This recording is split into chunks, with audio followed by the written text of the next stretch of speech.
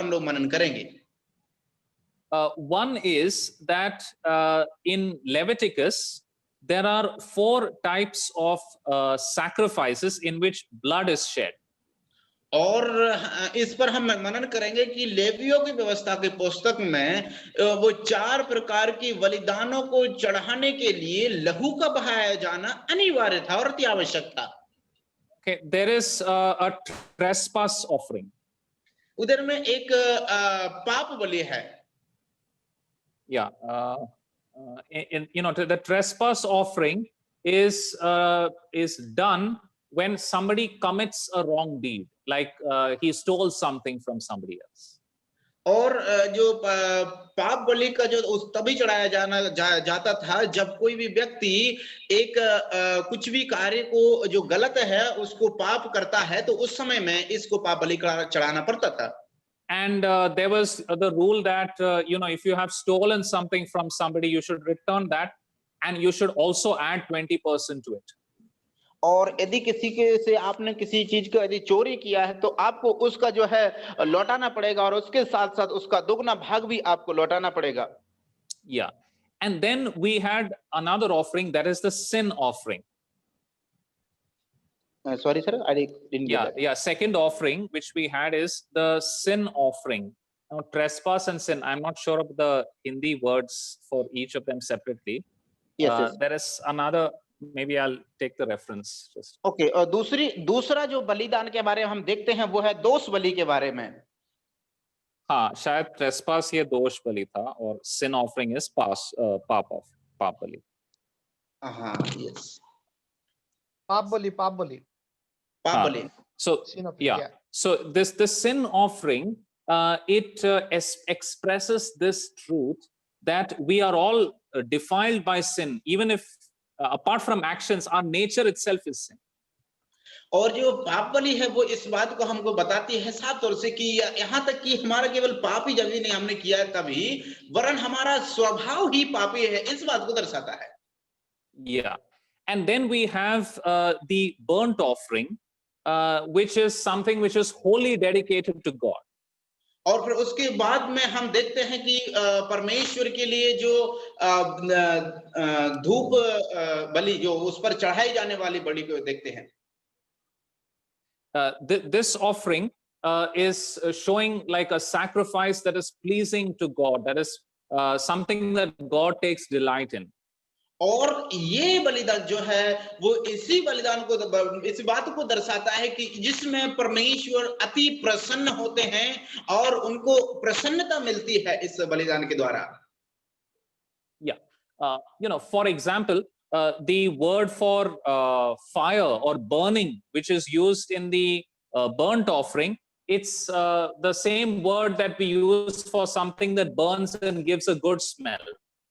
और जो हम यहाँ पर देखे थे कि इस बलिदान के द्वारा जिस पर वो उस चीज को जिसको बलि किया जा रहा है उस पर वेदी पर जो जलता था उसको जलाने से इसी तात्पर्य है कि यदि किसी चीज को यदि हम आग में जलाते हैं तो वो स्मेल और उसका एक सुगंध आता है। Yes, whereas in the sin offering, the way it is described, it is as if it is something unclean, it is sinful, it is defiled, and it has to be burnt and it has to be destroyed. That is the idea given in the sin offering. और पाप बलि में हम इस बात को देखते हैं कि जो कुछ भी चीज जो पापी है उसको वो इतनी खराब है कि उसको जला देना ही उचित है। Yeah, and then the fourth type of offering is the peace offering or the fellowship offering. और उसके बाद में चौथी जो बलिदान होती है वो है मेल बलि के बारे में हम देखते हैं। Yeah. In that offering, we understand that because God and man have been reconciled, because the sacrifice has been given, the relationship between God and man has been. और हमें जो मेल बलि में देखते हैं कि परमेश्वर इसके द्वारा अति प्रसन्न होते हैं और जो मनुष्य और परमेश्वर के बीच में उस बलिदान को जो चढ़ाया गया उसके द्वारा मेल मिलाप हुआ है परमेश्वर और मनुष्यों का। Yeah, and that is cause for us to celebrate. और इसीलिए वही हमको उसका मनाने का, हमको उत्सव मनाने का उत्साह देता है। You know, the Aaron, the priest and his sons would eat the meat of the fellowship offering. और हम इस बात को जानते हैं कि आरोन और उसका जो याजक गण थे, वो लोग जो है इस मेल बलि का जो मांस था उसको बलिदान चढ़ाने के बाद में जो बचता था उसको खाते थे। Not so with the burnt offering. Burnt offering was completely burned for God. और जो होम बलि है वो टोटली उससे अलग ही है, भिन्न है। Yeah. Now, when we look at the 4 gospel accounts, we see some similarity with these offerings. और जब हम चारों सुसमाचारों का यदि विवरण को हम देखते हैं तो इन्हीं 4 बलियों से भिन्नताएं नहीं, वरन इससे हम सिमिलैरिटीज को देख सकते हैं, समानताओं को देख सकते हैं। Yeah, this was the first principle. और ये पहला सिद्धांत था। And second principle is that each gospel writer presents Christ in a different way. और दूसरा सिद्धांत यह है कि हर एक सुसमाचार का लेखक प्रभु यीशु मसीह को एक अलग ही प्रकार से चित्रण करते हुए हम देखते हैं। Like Mark presents him as the servant of God. और उदाहरण के तौर पर मरकुस जैसे प्रभु यीशु को एक सेवक का पुत्र के बारे में हम लोग देखते हैं। So according to their theme, they also present the crucifixion. और उनकी जो थीम है अर्थात उनका शीर्षक के अनुसार हम उसमें सुसमाचारों में हमको उनका विवरण मिलता है। Yes. Now let us look at Matthew's presentation of the crucifixion. और चलिए अभी हम लोग प्रभु मरकुस का प्रस्तुतिकरण क्रूसिफिक्शन अर्थात क्रूस पर चढ़ाए जाने के बारे में मत्ती किस प्रकार से चित्रण करता है उसको हम देखें। Yeah. Let us turn to Matthew chapter 27 and verse 5. Sir Matthew chapter 27 verse 5. 27 का 5 पढ़िए, मत्ती का। तब वह उन सिक्कों मंदिरों में फेंककर चला गया और जाकर अपने आप को फांसी दी। Yes. So this is speaking about Judas Iscariot. और हम इस बात को जानते हैं कि ये जो है यहूदा इस्करियोते के बारे में बताता है। Matthew is the only gospel writer to record in this chapter, like in the crucifixion account in his gospel, he alone records the suicide of Judas. और मत्ती का सुसमाचार केवल मत्ती ही है जो प्रभु यीशु मसीह का बारे में यहूदा के बारे में कि यहूदा जाकर के आत्महत्या करता है। Yes. Then look at another verse which is unique to Matthew. Turn to Matthew chapter 27 verse 25. चलिए हम लोग एक और अनोखी बात जो मत्ती में हमको देखने को मिलती है उसका 27 का 25 पद को हम लोग पढ़ेंगे। सब लोगों ने उत्तर दिया, इसका लहू हम पर और हमारी संतान पर हो। Yeah. The Jewish people, the people of Israel are saying that if we are murdering an innocent man, let the punishment fall on us and our children. और इस बात को हम देखते हैं कि यहूदी लोग और उनके यहूदी मत वाले सारे लोग इस बात को कहते हैं कि यदि हम किसी भी एक निर्दोष व्यक्ति को मारते हैं तो उसका दोष, उसका पूरा दोष जो है हमारे ऊपर और हमारी संतान के ऊपर आ जाए। So here we see the government, the issue of justice, that is when a person does wrong, he also gets punished. और हम इस बात को देखते हैं वहां के शासन के शासकीय नियमों को कि यदि कोई भी व्यक्ति जो है गलत करता है तो उसके लिए सजा दिया जाता था। Like Judas did something bad, so something bad happened to Judas. और उसी के अनुसार जैसे कि यहूदा ने कोई गलत किया तो गलत उसके साथ हुआ। This relates to the trespass offering. और ये बात जो है वो दोष बलि से संबंधित है। Yes. And in Matthew, of course, we know Jesus is presented as the King of Israel, the Son of David.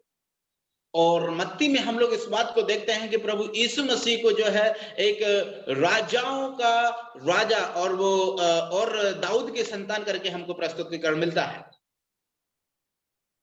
Yes. The king is the one who administers punishment. और राजा का तात्पर्य इससे है कि वो जो एक राज्य करता है। Yeah. So, regarding this verse 25, it is worth looking at the last 2000 years of history. और यदि हम इस वाक्य को देखें तो ये वाक्य जो है 2000 वर्ष के इतिहास के बारे में हमको बताता है। The Jews said, "Let his blood fall on us and our children." और यहूदी लोगों ने इस बात को कहा कि इसका खून, इसका लहू हमारे और हमारे संतान के ऊपर आ जाए। When the Catholic Church started forming in the Roman Empire, और रोमियो के साम्राज्य में हम इस बात को देखते हैं, जब रोमन कैथोलिक कलीसिया का बहुत ही उत्साह के साथ में बढ़ोतरी हो रहा था, तब they did not like the Jews. और वो लोग जो है यहूदियों को पसंद नहीं करते थे। They started calling them Christ killers, means you are the murderers of Christ. और वो लोग जो है यीशु मसीह को तुम हत्यारे हो करके उनको इस प्रकार से बुलाने लगे। And they used that as an excuse to start persecuting the Jewish people. और इसी बात को जो है रोमन कैथोलिक के लोगों ने यहूदियों को सताव के लिए यही एक बात को एक दोष को उन पर लगाने के द्वारा उन पर सताव का शुरुआत किया। And thousands of Jewish people were killed. और इसी के चलते हजारों यहूदी लोग मारे गए। Then after that, Islam came, and there was again so much of persecution of the Jewish people. और उसके बाद में हम देखते हैं कि इस्लाम आकर के उसके बाद में फिर बहुत ही ज्यादा यहूदी और जो मसीहत के लिए बहुत ही ज्यादा सतावट शुरुआत हुआ। And then, in World War II, there was the president, the dictator of Germany, Adolf Hitler. He also persecuted the Jews. और हम इस बात को देखते हैं कि जब दूसरे विश्व युद्ध के समय में अडोल्फ हिटलर करके एक हिटलर था जर्मनी का, उसने भी जो है यहूदियों को, मसीह लोगों को सताव के लिए उसने सताया। And today also there are so many terrorists, and the maximum number of terrorists are trying to attack the people of Israel. और आज यहाँ तक कि आज भी वर्तमान में भी हम इस बात को देख सकते हैं कि बहुत सारे आतंकवादी हैं आज भी, वो जो है इजरायलियों पर और इजराइल देश पर वो चढ़ाई करके उनको नाश करने की घात में लगे रहते हैं। So they said, "Let his blood fall on us and our children." और लोगों ने इस प्रकार वो कहा कि उसका लहू हमारे और हमारे संतान के ऊपर हो। And that is what has been happening for the last 2000 years. और यही बात तो जो है पिछले 2000 वर्षों से होता चला आ रहा है। Yeah. Since Matthew presents Jesus as the king, Matthew also shows victory in the crucifixion. और यद्यपि मत्ती जो है यीशु मसीह को एक राजा के रूप में चित्रण करते हैं, तत्पश्चात यीशु मसीह का विजय को भी उस क्रूस के ऊपर उसका भी चित्रण करते हुए मत्ती को हम देखते हैं। Yeah. For example, Matthew tells us about the earthquake. और उदाहरण के तौर पर हम देखते हैं कि मत्ती जो है भूकंप के बारे में बताता है। That is in verse 51. और वही वो वचन जो है 51 वचन में हम देख सकते हैं, 27 का 51। Yeah. And then he also says that the graves were opened and there were many people who rose from the dead in verse 52. और उसके बाद में 52 आयत में हम इस बात को भी देख सकते हैं कि बहुत सारी कब्रें हैं जो है खुल गई और बहुत सारे मुर्दे जी उठे। So Jesus is the king is powerful, he has got victory, and Matthew is showing these things. Sorry sir, your net is I think so broken, cracking. Your voice was cracking. The Lord Jesus, the Lord Jesus is the king, and he has the victory and the power. और प्रभु यीशु मसीह जो हैं वो एक राजा हैं और उनके हाथों में शक्ति और सामर्थ है और वो विजय को भी प्राप्त करते हैं। Yeah.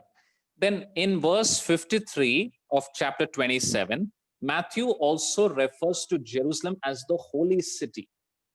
और उसके बाद में वचन 53 में जब हम आते हैं तो मत्ती इस बात को भी बताता है, एक पवित्र शहर यरूशलेम के बारे में भी बताते हैं। Yeah, we know that at that time Jerusalem was not a holy city. और हम इस बात को जानते हैं कि उस समय तक यरूशलेम एक पवित्र शहर करके नहीं था माना गया।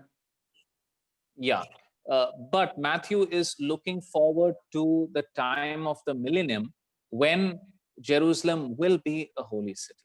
लेकिन मत्ती जो है इस बात के बारे में बताना चाहता है कि वो 1000 वर्ष का समय मिलेनियम जब यरूशलेम एक पवित्र शहर करके होगा, एक नया यरूशलेम के बारे में, उसके बारे में यहाँ पर चित्रण करते हैं।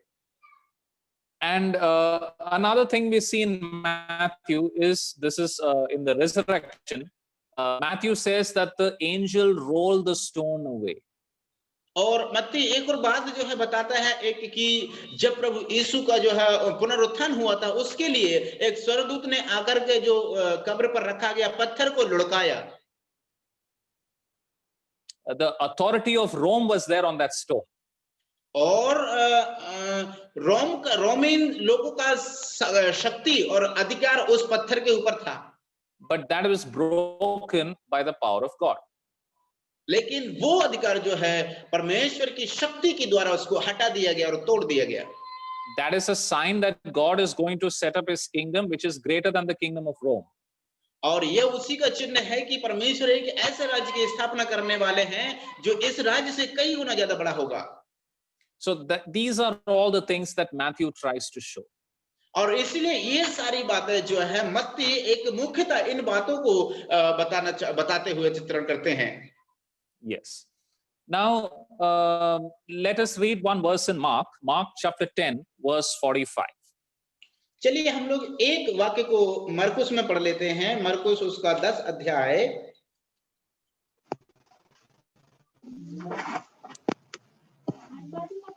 10 का 45.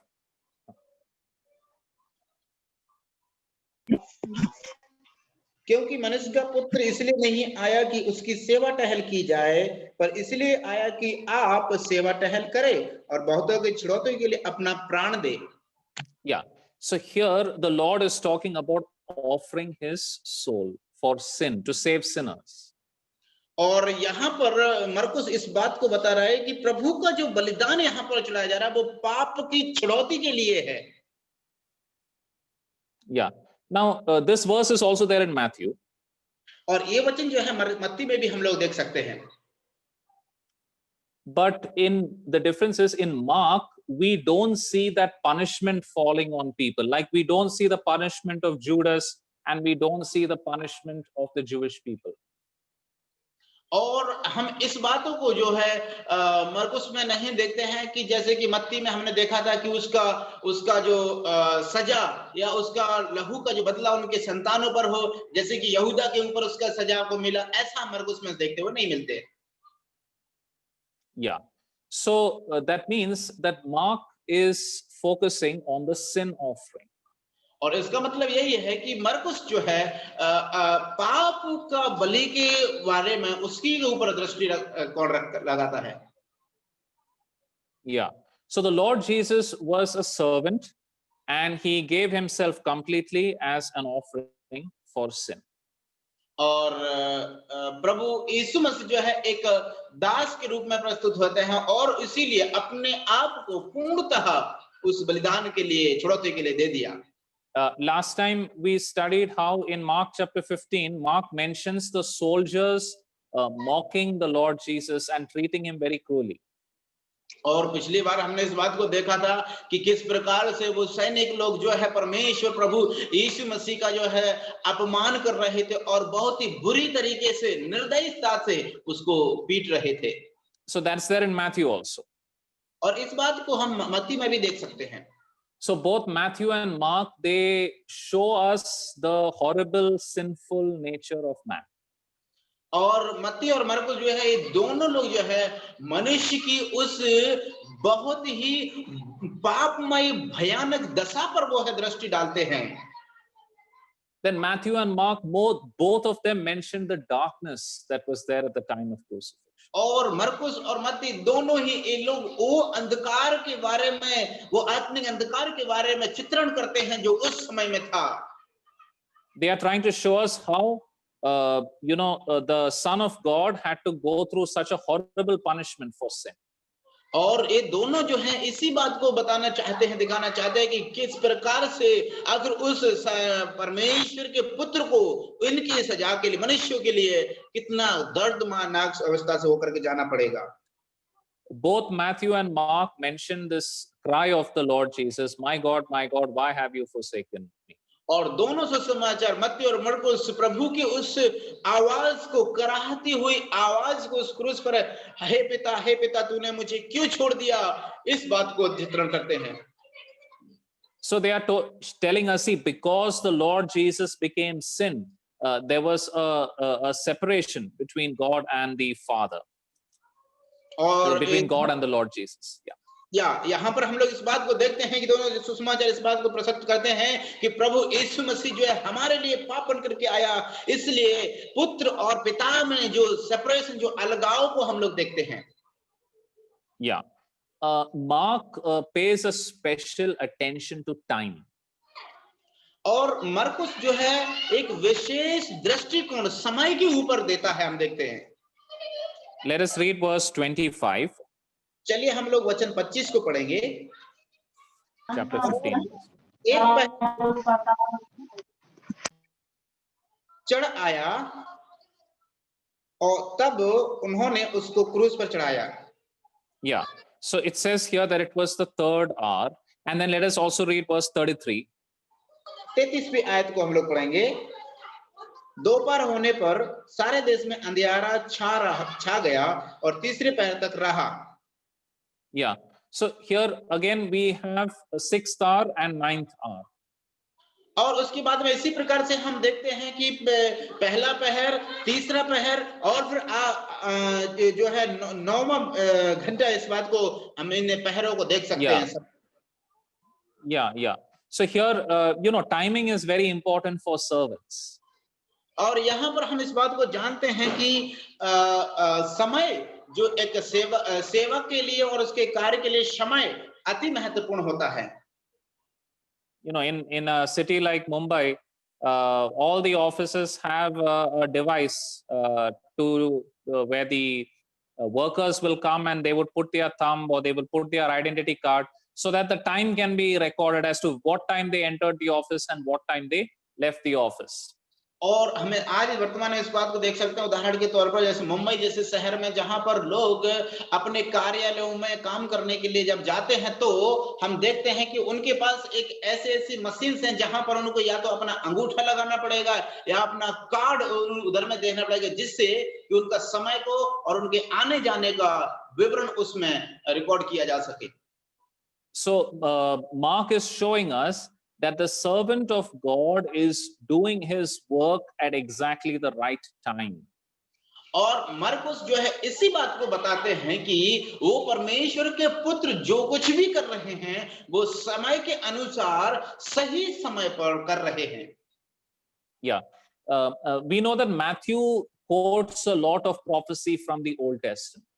हम इस बात को जानते हैं कि मत्ती रचित सुसमाचार में हमको इस बात को देखने को मिलता है कि जो है वो बहुत सारी ऐसी भविष्यवाणियों को जो पुराने नियम में हुआ तो पुराने समय में वो समय में उधर को देख लेते हैं।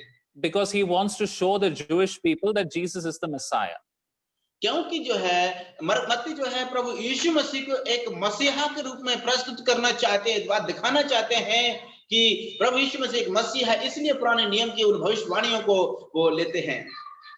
Now Mark also quotes from the Old Testament. और इतना ही नहीं, मरकुस भी जो है पुराने नियम से कुछ बातों को जो है कोटेशन को लेते हैं। Let us read verse 28. चलिए हम लोग वचन 28 पढ़ेंगे। तब पवित्र शास्त्र का वह वचन कि वह अपराधियों के संग गिना गया पूरा हुआ। Mark's aim is to show that, the Lord Jesus as a servant, he fulfilled everything that he was supposed to do. मरकुस जो है इस बात को प्रस्तुत और चित्रण करता है कि प्रभु यीशु मसीह एक दास होने के नाते उसने अपनी पूरी जिम्मेदारी को, पूरी ड्यूटी को जो है पूरा किया। Yeah. All four gospel writers mentioned that a title was put on Jesus' head when he was on the cross. और हम इस बात को जानते हैं कि चारों सुसमाचारों में इस बात का विवरण हमको मिलता है कि प्रभु यीशु के क्रूस पर उसके ऊपर एक नंबर पर एक प्लेट लगा करके उसमें एक नाम दिया गया था। And in Mark, that title is the shortest. लेकिन मरकुस में हम आते हैं कि वो जो शीर्षक, जो वो नाम प्रभु के लिए दिया गया था, वो बहुत ही छोटा है। That is again fitting with a servant. और वो बात भी जो है एक दास से, एक सेवक से फिटिंग होती है। We see this title in verse 26. और उस टाइटल को हम लोग देख सकते हैं वचन 26 में दोष पत्र लिखकर उसके ऊपर लिख दिया गया कि यहूदियों का राजा। Yes. Luke begins his gospel by the angels singing. लूका जो है उनके उस कार्य को जो है शुरुआत करते हैं जब स्वर्गदूत गीत गाते हैं। And they sing like this: glory to God and peace to man. और वो इस बात को बुलाते हैं कि परमेश्वर के नाम की महिमा हो और मनुष्यों के बीच में शांति हो।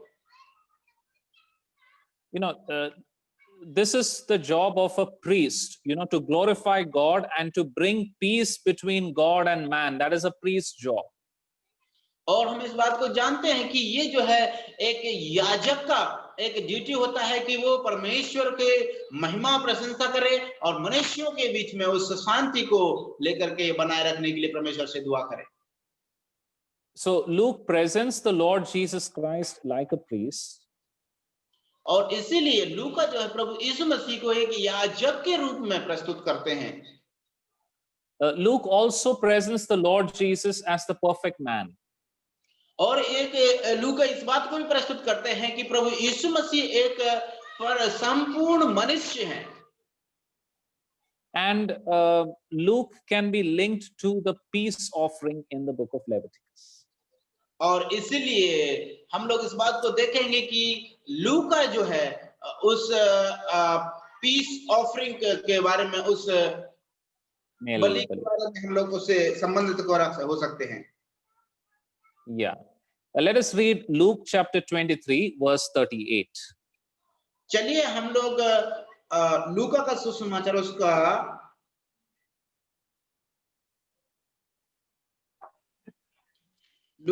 verse 28. Luke chapter 23 verse 28. लूका उसका 23 का 28। कोई भी भाई पढ़ने में जिसको मिलता है पढ़ दे। यीशु ने उसकी ओर फिरकर कहा, हे यरूशलेम की पुत्रियों, मेरे लिए मत रो, परंतु अपने और अपने बालकों के लिए रो। Yes. Yeah. The Lord Jesus is instructing the women of Jerusalem. हम यहाँ पर देखते हैं कि प्रभु यीशु मसीह जो है उस स्त्रियों को, यरूशलेम की स्त्रियां थी, उनके लिए निर्देश देते हुए हम देखते हैं। That is like acting like a priest. और ये बात जो है उस याजक के समान, उस याजक के क्रिया के समान करते हुए हम प्रभु को देखते हैं। Yeah. Then let us read Luke 23:34. 34 पढ़ेंगे, 23 का 34 पढ़ेंगे हम लोग। तब यीशु ने कहा, हे पिता इन्हें क्षमा कर, क्योंकि ये जानते नहीं कि क्या कर रहे हैं। और उन्होंने चिमटियां डालकर उसके कपड़े बांट लिए। Yeah. So the Lord Jesus is praying for the forgiveness for the soldiers. और हम यहाँ पर इस बात को देखते हैं कि प्रभु यीशु मसीह जो है अपने सैनिकों, उन सैनिकों के लिए जो उसको सता रहे थे, उनके लिए क्षमा की याचना प्रार्थना करता है प्रभु से। Again, this is the job of a priest. और फिर भी हम इस बात को देखते हैं यहाँ पर भी कि ये भी एक कार्य, एक याजक का कार्य होता है। It is the peace offering that shows the reconciliation between God and man. और ये उसी मेल बलि के समान है जो मनुष्यों और परमेश्वर के बीच में मेल मिलाप का होना होता है। Now, if you read the Gospel of Luke, we also see that Luke lays great emphasis on the salvation of sinners. और हम यदि लूका का सुसमाचार यदि हम पढ़ें तो लूका जो है ज्यादा अपना जोर पापियों के उद्धार के लिए उनका पाप क्षमा के ऊपर ज्यादा प्रभाव डालता है। So Luke is the only one who tells us that one of the thieves got saved that day. One of the thieves. Yeah. Who were crucified with the Lord, he got saved.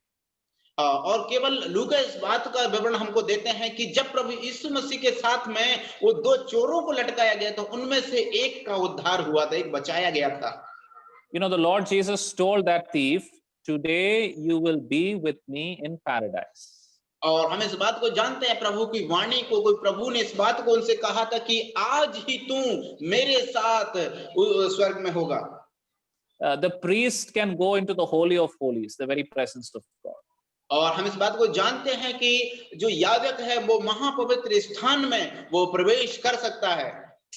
You know, in Israel, the Old Testament priests, they used to be very scared when they used to go inside. और हम इस बात को जानते हैं कि पुराने नियम के जो याजक गण थे वो जो है महापवित्र स्थान में जाने के लिए वो भय खाते थे। And they cannot take anyone else with them. और वो अपने साथ में और किसी को ले जा नहीं सकते थे। But the Lord Jesus is telling the thief, "You can come with me. I'll take you there." लेकिन प्रभु यीशु मसीह इस बात को कहते हुए हम देखते हैं कि तुम मेरे साथ आ सकते हो, मैं तुम्हें वहां महापवित्र स्थान में ले जा सकता हूं। So Luke is showing how the Lord Jesus is a better priest than the priests of the Old Testament. और इसलिए जो है लोग इस बात को प्रस्तुतिकरण प्रकट करते हैं कि प्रभु यीशु मसीह वो पुराने नियम के उन याजकों से उत्तम याजक है। Yeah. Luke also mentions the darkness. और लूका जो है उस अंधियारे को भी वर्णन करता है, हम देखते हैं। He wants to show us with what difficulty or in what difficult situation the priest has to do this work of reconciling God and man. और इसलिए ये इस बात को दर्शाता है कि हर एक कठिन परिस्थिति में भी एक याजक को परमेश्वर और मनुष्यों के दोनों साइड में उसको कार्य करना होगा। Yes. The Lord Jesus, Luke also records one statement of the Lord Jesus, that Father, into your hands I commend my spirit. और लूका एक और बात को प्रस्तुत करते हुए और प्रकट कर विवरण देते हैं। लूका इस बात को हम देखते हैं कि प्रभु यीशु मसीह ये बात करते हैं कि हे पिता, मैं अपनी आत्मा तेरे हाथ में सौंपता हूं। Yes. Man is supposed to be completely dependent and completely submissive to God. और हम इस बात को जानते हैं कि मनुष्य को जो है परमेश्वर के लिए पूर्णतः समर्पित होना चाहिए। Yeah. And Luke is telling us that the Lord Jesus was a perfect man. He was completely dependent on God. और लूका इस बात को दर्शाते हैं कि प्रभु यीशु मसीह जो है वो संपूर्ण मनुष्य थे और वो संपूर्ण परमेश्वर के लिए समर्पित थे। Yeah. Luke tells us that the inscription on the head of the Lord Jesus was written in 3 different languages. और लूका इस बात का प्रकट करते हैं, विवरण करते हैं कि प्रभु यीशु का जो लेख जो उनके सर के ऊपर जो नाम का लेख दिया गया था वो 3 अलग-अलग भाषाओं में लिखा गया था। There was Hebrew and Greek and Latin. और उधर में जो है इब्रानी भाषा, यूनानी भाषा और लैटिन भाषा में लिखा गया था। Yeah. In those days, Hebrew was associated with religion or with theology because the Jews claimed to be the chosen people of God. और हम इस बात को जानते हैं कि इब्रानी भाषा जो है वो जो है थियोलॉजी अर्थात परमेश्वर के वचन के ज्ञान से संबंध रखती थी, क्योंकि जो है यहूदियों का वो परमेश्वर का वाक्य जो है यहूदी लोग चुने हुए थे और वो इब्रानी भाषा में लिखा गया था। And the Greek people were fond of wisdom. और यूनानी लोग जो है वो ज्ञान के बहुत ही चाह रखने वाले लोग थे। They liked philosophy. और वो जो है वो उन धार्मिक और ज्ञान के उन ग्रंथों को वो पसंद करते थे। They liked maths and science. और उनको बहुत ही ज्यादा पसंद था विज्ञान और मैथ, गणित। Yes. So Greek is like the language of knowledge in the world. और यूनानी भाषा इसलिए वो जो है एक ज्ञान से भरी हुई एक भाषा मानी जाती है। Even today in maths and science, we use many things from the Greek language.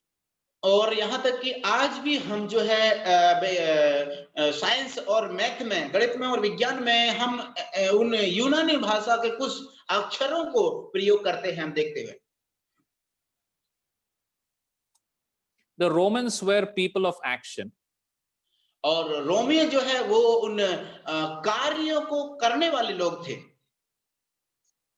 They also had gave a great importance to the law. और वो लोग भी जो है उस व्यवस्था को बहुत ज्यादा महत्व देते थे। Even today, some Roman words are used in the study of law. और यहाँ इसलिए आज भी जो है कुछ रोमन के जो शब्द हैं, वाक्य हैं, वो जब हम व्यवस्था का अर्थात लॉ का यदि हम अध्ययन करें तो उसमें हम लोग विवरण मिलता है। Yeah. So the Luke is trying to show us that the Lord Jesus Christ is the perfect man. He has a relevance for everybody. Everybody should look at him. और इसलिए लूका जो है प्रभु यीशु के बारे में एक संपूर्ण मनुष्य को प्रकट करते हैं और उसके लिए सारे मनुष्यों की चाहत उसमें है, इसलिए वो सबको उधर में चित्रण करते हुए देखते हैं। You know, whether you are a religious person, you are a philosopher or scientific kind of person, or you are a practical minded person, man of action, whatever you are, what kind of personality you have, look to the Lord Jesus. He is important for you. और इसलिए चाहे आप कोई भी व्यक्ति क्यों ना हो, चाहे आप एक वैज्ञानिक हो, चाहे आप एक पंडित हो, या चाहे आप एक कोई धर्मी व्यक्ति या ज्ञानी व्यक्ति क्यों ना हो, आप सारे लोग परमेश्वर के लिए, प्रभु यीशु मसीह के लिए और प्रभु यीशु मसीह आपके लिए महत्वपूर्ण है, आप उनके लिए उनके पास आ सकते हैं। John's gospel begins by telling us that Jesus Christ was the word of God. और यूहन्ना सुसमाचार जो है वो प्रभु यीशु मसीह को एक वचन के रूप में प्रस्तुत करते हैं और वो कहते हैं कि प्रभु यीशु मसीह आदि में एक वचन था और उसी को वो प्रस्तुत करते हैं। And this word was with God. और ये जो वचन वो परमेश्वर के साथ था। So in John, John shows the Lord Jesus as the one who has come from God. और इसीलिए यूहन्ना इस प्रभु यीशु मसीह को प्रस्तुत करते हैं कि ये वो हैं जो परमेश्वर से आए हैं। And on many occasions, John shows us the close relationship that the Lord Jesus had with the Father. और इसलिए कई बार हम यूहन्ना में देखते हैं कि इस बात को वो प्रस्तुत करते हैं कि जब प्रभु यीशु मसीह का बहुत ही नजदीकी और गहरा संबंध उस पिता से है, इस बात को दर्शाते हैं। In one place in John, he says, the Lord Jesus says that I always do the things that please my Father. और यूहन्ना में हम इस बात को पढ़ते हैं कि प्रभु यीशु मसीह ने एक बार इस प्रकार से कहा कि मैं हमेशा उन्हीं बातों को और उन्हीं कार्यों को करता हूं जो मेरे पिता को प्रसन्न है। Yeah. Now, as I said, the burnt offering was the offering which was showing a sacrifice that God had a complete delight in. और इसलिए जो है उस होम बलि को हमने देखा था, होम बलि इस बात को दर्शाती जिसमें परमेश्वर अति प्रसन्न होते हैं। This was the offering. This is the offering that we can link with the Gospel of John. और ये वही एक बलि है जिसको हम उस होम बलि को हम यूहन्ना की उस बात से हम लोग उसको लिंक कर सकते हैं, उसको हम लोग कनेक्ट कर सकते हैं। Yeah. Let us read one verse from John, John chapter 10, verse 18. चलिए हम लोग यूहन्ना से कुछ वाक्यों को पढ़ेंगे। यूहन्ना का सुसमाचार उसका 10 अध्याय 18वां आयत, 10 का 18। कोई उसे मुझसे छीनता नहीं, वरन मैं उसे आप ही देता हूं। मुझे उसके देने का भी अधिकार है और उसे फिर ले लेने का भी अधिकार है। यह आज्ञा मेरे पिता से मुझे मिली है। So John shows the Lord Jesus as the Son of God. और इसलिए जो है यूहन्ना प्रभु यीशु मसीह को परमेश्वर का पुत्र के रूप में देखते हैं। So he has complete control over his death. और इसी प्रकार इसीलिए उनकी मृत्यु पर उसका संपूर्ण अधिकार है। So when John presents the death of the Lord Jesus, he presents only these aspects. और इसलिए जो है यूहन्ना जब प्रभु यीशु मसीह की मृत्यु को वो प्रस्तुत करते हैं तो वो प्रभु के संपूर्ण अधिकार है उसका उनके ऊपर, इस बात को प्रस्तुत करते हैं। John does not tell us about Simon having to carry the cross of the Lord. और यूहन्ना जो है इस बात को प्रकट नहीं करते हैं कि सीमोन कुरेनी आकर के उसके क्रूस को लेकर के जाए। John does not present the darkness. यूहन्ना जो है उस अंधकार को भी प्रकट नहीं करते, प्रस्तुत नहीं करते। There is no my God, why have you forsaken me in John. इस बात को भी हम देखते हैं कि यूहन्ना में नहीं मिलता है कि हे मेरे पिता तुमने मुझे क्यों छोड़ दिया। So these aspects, the horror of sin and the humanity of the Lord Jesus, these are not emphasized in the Gospel of John. और इसीलिए जो है पाप का उस परित्याग को और प्रभु यीशु मसीह के उस मानवता को, मनुष्यता को जो है यूहन्ना में प्रस्तुत नहीं होता है, इस बात को हम देख सकते हैं। But he gives us some things which show Jesus's control or Jesus's divinity. और लेकिन एक यूहन्ना कुछ अलग उससे हटकर उन बातों को बताते हैं कि परमेश्वर के उन दैवीय गुणों को प्रकट करते हैं। In the Gospel of John, from the cross, the Lord Jesus speaks to his mother. और यूहन्ना के सुसमाचार में हम देखते हैं कि उस क्रूस के ऊपर से प्रभु यीशु मसीह अपने पिता से बात करते हैं। He talks to his mother and tells his mother that now you stay with John. और इस प्रकार से कहते हैं अपनी माता को कि अभी तुम यूहन्ना के साथ में रहना। And he tells John that now you take her as your mother, you take her and take care of her. और यूहन्ना को इस बात को बताते हैं कि तुम इसका मेरी ना, इस बात को कहते हम देखते हैं। So even from the cross, he is giving instructions to people. और यहाँ तक कि वो क्रूस के ऊपर भी हैं, फिर भी वो उनको निर्देश देते हुए प्रभु यीशु मसीह यूहन्ना को निर्देश देते हुए हम देखते हैं। Yeah, John says that the Lord Jesus Christ on the cross, he said like this, that I thirst, I'm thirsty. और यूहन्ना इस बात को प्रस्तुत करता है कि प्रभु यीशु मसीह उस क्रूस पर चढ़े हुए थे, जब वो वहां पर इस बात को बोलते कि मैं प्यासा हूं। But he does not show it like this that, oh, I'm thirsty, please give me something to drink, I'm really struggling. He does not show it in that way. और लेकिन वो इस बात के इस तरीके से प्रस्तुत नहीं करते, अरे मुझे तो प्यास लग रही है, मैं मरे जा रहा हूं, मुझे कोई भी दया करके मुझे पानी दो, इस तरीके से विवरण नहीं मिलता है हमको। He says that the Lord Jesus wanted to fulfill scripture, so he said, I thirst. लेकिन यूहन्ना इस तरीके से प्रस्तुत करते हैं कि प्रभु यीशु मसीह उस भविष्यवाणी को पूरा करना चाहते थे, इसीलिए वो इस बात को बोलते हैं। Yeah. Then John also shows the Lord Jesus Christ saying like this, that it is finished. और यूहन्ना इस बात को भी प्रस्तुत करते हैं, विवरण करते हैं, हम देखते हैं कि प्रभु यीशु मसीह इस प्रकार से कहते हैं कि अब ये खत्म हुआ, समाप्त हुआ। Yes.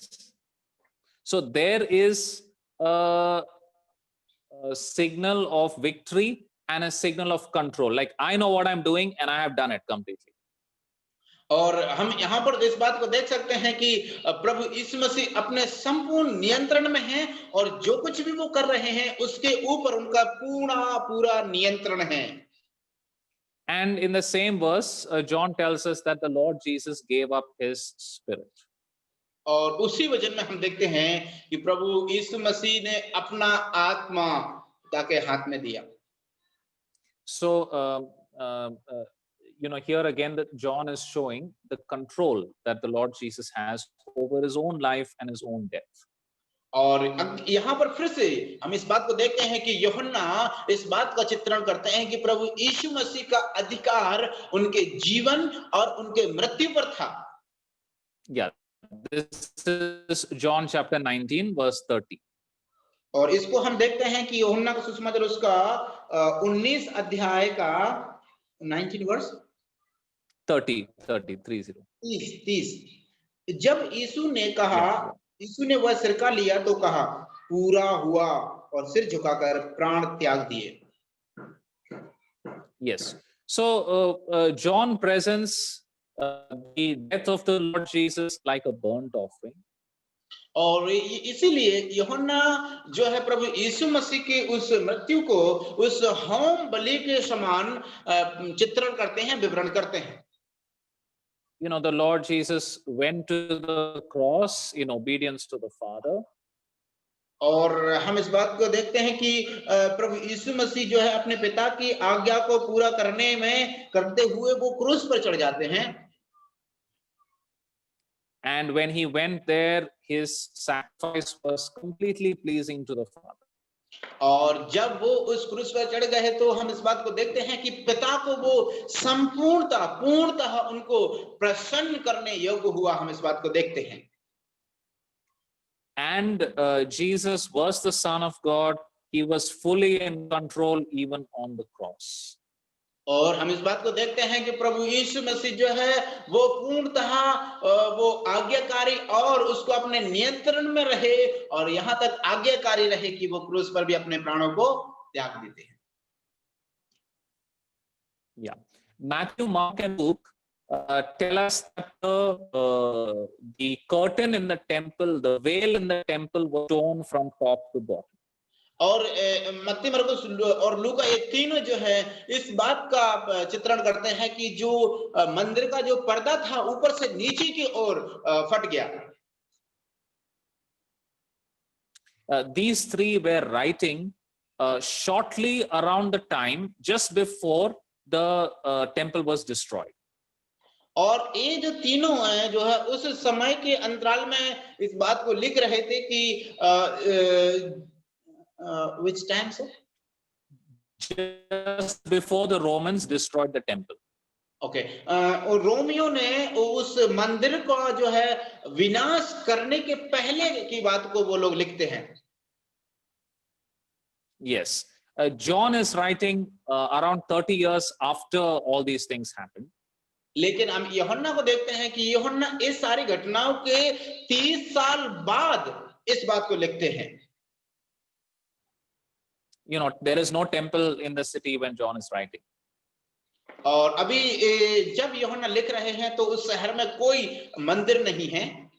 So he does not mention the veil of the temple being torn. इसीलिए इसी कारण से यूहन्ना जो है उस मंदिर का जो पर्दा को जो ऊपर से नीचे तक फटी है उसके बारे में कोई विवरण हमको नहीं देते हैं। Yeah. So we have studied the four gospel writers as they present the crucifixion. और इसलिए हमने आज इस बात को देखा और सीखा कि चारों सुसमाचार के लेखक प्रभु यीशु मसीह के उस क्रूस अर्पण को किस तरीके से प्रस्तुत करते हैं। So Matthew is linked to the trespass offering. और इसीलिए मत्ती जो है उस दोष बलि से समानता जुड़ा हुआ है। With the Lord Jesus as the King of Israel.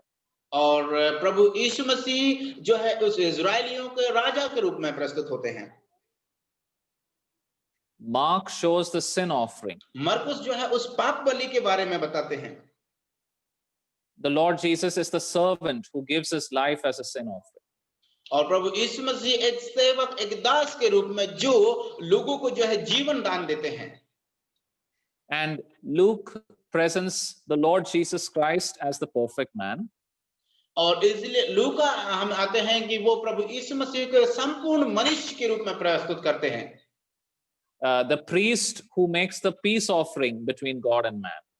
और एक उस याजक के समान जो मनुष्य और लोगों के बीच में उस मेल को बनाता है। Yes. And John presents the Lord Jesus Christ as the Son of God. और यूहन्ना जो है प्रभु यीशु मसीह को एक परमेश्वर के पुत्र के रूप में प्रस्तुत करते हैं। He is the burnt offering that is completely given to God. और यहाँ पर हम देखते हैं उस होम बलि को, जो होम बलि परमेश्वर के लिए पूर्णता उसको ग्रहण योग्य और प्रसन्न योग्य होती है। So in this way, the four gospel writers try to give us a complete picture of the death of the Lord Jesus. और इसीलिए हम इस बात को प्रस्तुत करते हैं कि ये चारों सुसमाचार प्रभु यीशु मसीह की उस संपूर्ण मृत्यु के बारे में, क्रूसारोहण के बारे में अलग-अलग तरीके से विवरण देते हैं। Yeah, may God help us to see better and better the beauty and the greatness that is there in the cross. और परमेश्वर हमारी सहायता करें कि हम उसकी सुंदरता को, उसकी महानता को देखें जो प्रभु परमेश्वर हमको उनमें दिखाते हैं। May God bless these words to us. परमेश्वर हमें इन वचनों के साथ आशीष दे। Thank you so much, dear sir, for your wonderful explanation. I haven't even imagined that how it is connecting to the Leviticus offerings in the four Gospels. That was so amazing. God bless you, sir. Thank you so much. Thank you so much sir, बहुत बहुत धन्यवाद sir. सच में आपने बहुत ही सुंदर और बहुत ही प्यारा वचन आज हम सभी के जीवन में दिया है। प्रभु का वचन हम आपका सच में बहुत बहुत धन्यवाद करते हैं। सच में सर ये हम सभी के हृदय को छू, और खास करके मैं इतना आशा उम्मीद रखता हूं कि शायद हमारे किसी भी भाई बहन का इधर से थोड़े समय के लिए भी दिमाग इधर उधर नहीं गया होगा, पूरे मन से सब लोग यहीं पे बैठे हुए। Thank you so much sir, सच में आपने बहुत अच्छा वचन दिया, उसके लिए प्रभु आपको आशीष करे। और खास करके हमारे भाई के लिए भी बहुत बहुत धन्यवाद जिन्होंने अच्छा सुंदर रीति से ट्रांसलेशन किया है। प्रभु आशीष दे। और अभी हमारा समय हो गया है कि हम लोग समाप्ति की ओर जाएं, इस सभा को समाप्त करें। उसके पहले मैं सर से आग्रह करता हूं, हमारे रंजीत सर से, कि हमारे बीच में यदि कोई सूचना है कल सुबह के लिए तो कृपया करके उन्हें बताएं।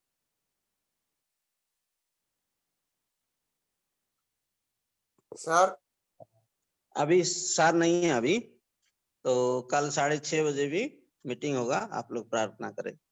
जी ओके ठीक है। 5 बजे होता है सर।